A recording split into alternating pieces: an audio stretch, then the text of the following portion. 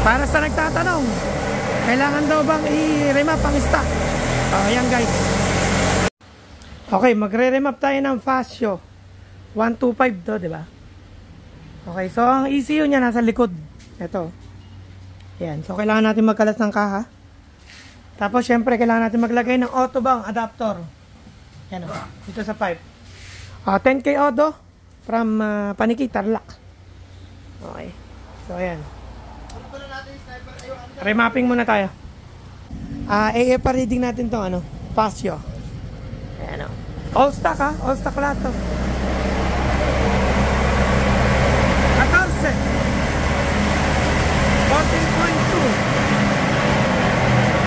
Total opening yan. Ayan. All stock to ha. 15. Yan ito 15.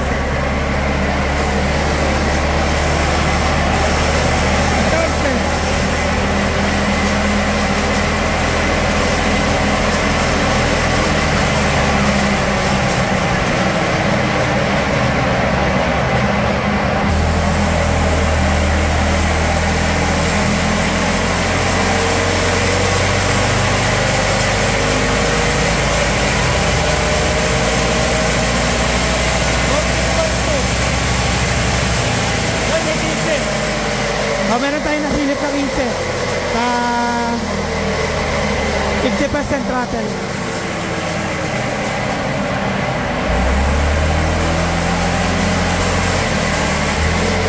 Full throttle, nakita nyo, GIS 11.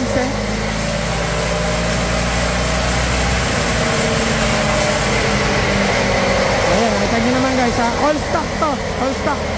10K auto, Fasio 125.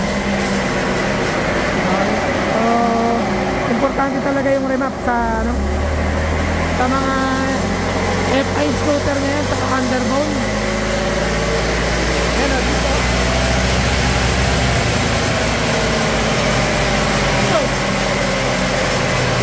Rekta, pinse. Ito lang. Nakita niyo yan, pinse. Rekta. Kanina, GIS 11.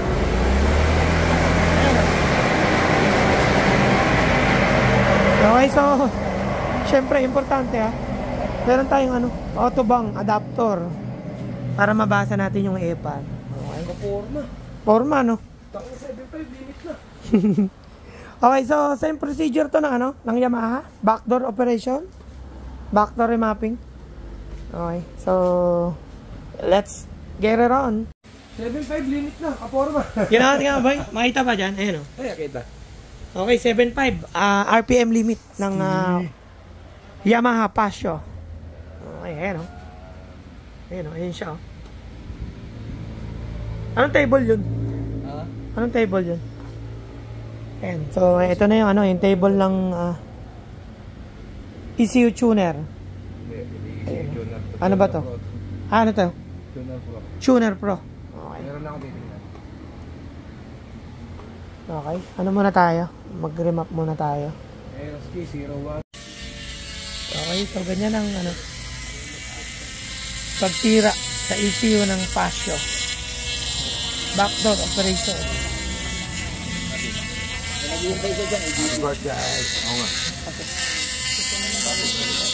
Birthday ko na, happy pa. Kailangan makita natin 4 na pin para ma-identify natin dalawang sa gitna. Okay. Meron tayong guidelines dito. So, Mio gear at saka Fasio, isa lang. Oo, gear nga pala yung niremark natin. Gear ano? Oo, gear yun eh. Mio gear. 125. Okay, so lumabas na yung ipipin natin. Ayan o. Ayan. So, kailangan na lang pindutin yung flash. Yeah, boy. Teka lang, hanapin ko muna yan. Ayun, flash.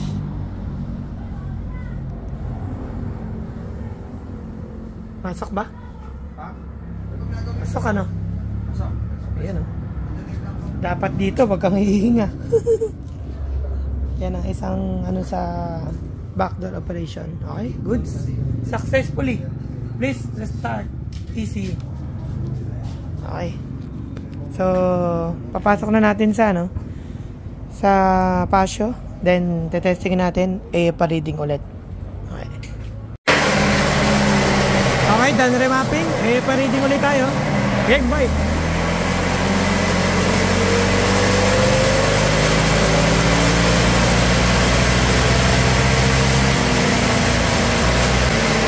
Okay, all good. Yamaha, Pasio. Okay na po. So, palamigin lang natin, then dyno time.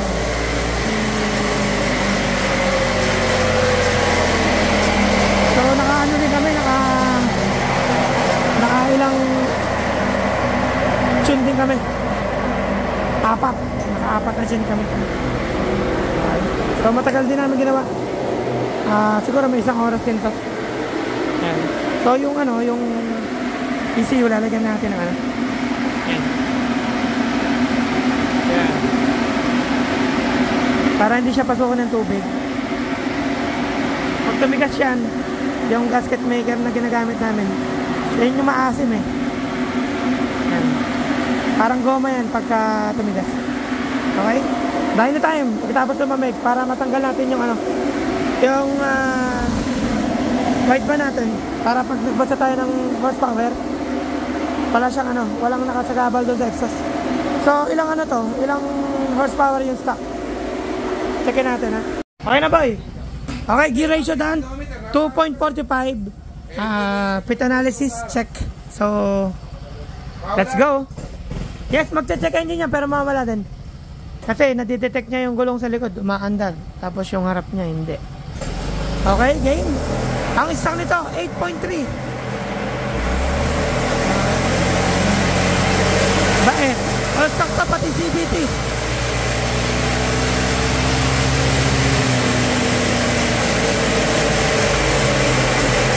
All stock Yamaha Pasio. Hindi ko na tinutulay.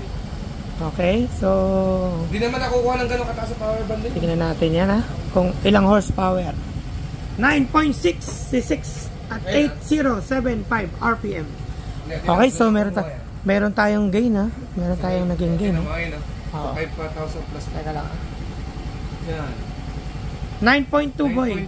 Ayan o, ito yan o. 9.2 at 5.3, 83. Yan ang power band niya. 5.3 lang. Okay. Oh. Sige, saba. Oh, may gain tayo ha. So, ang stock 8.3. Ayun o.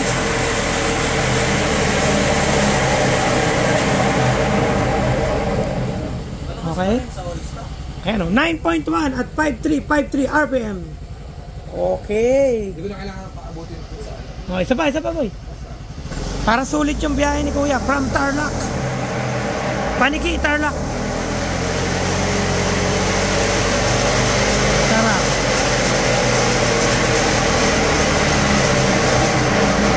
Last one. Okay, sa lahat ng tatanong, location namin, ayan o.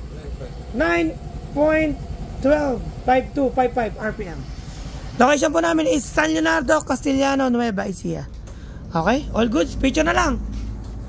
Next, Raider FI.